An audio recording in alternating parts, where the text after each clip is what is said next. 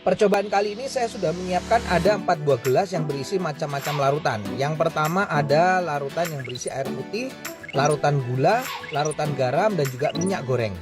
Dan masing-masing larutan nanti saya akan campurkan dengan sel darah manusia. Ini adalah darah manusia yang sudah ambil menggunakan jarum suntik. Nah, lalu saya akan teteskan pertama kali pada larutan yang pertama, yaitu air putih.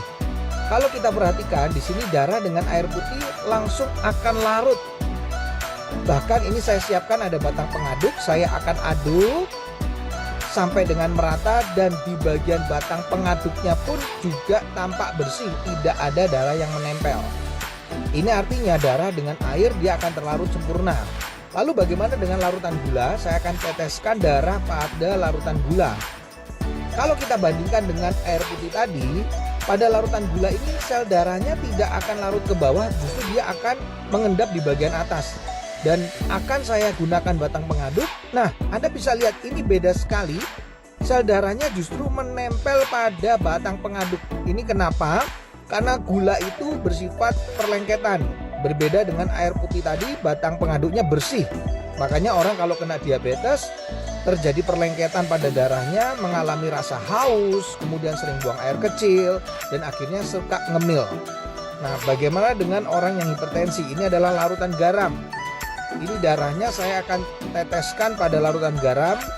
Lalu saya akan juga sama masukkan batang pengaduk.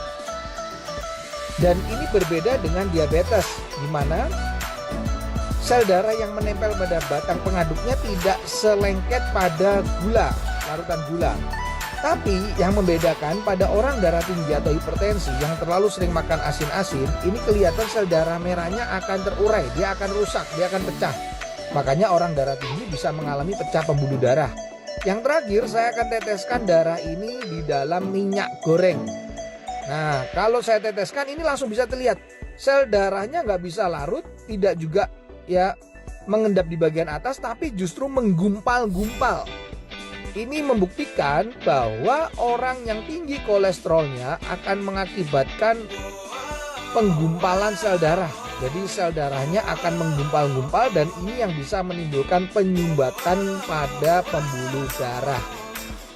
Ini adalah percobaan sederhana yang saya lakukan dengan menggunakan 4 macam larutan yang berbeda.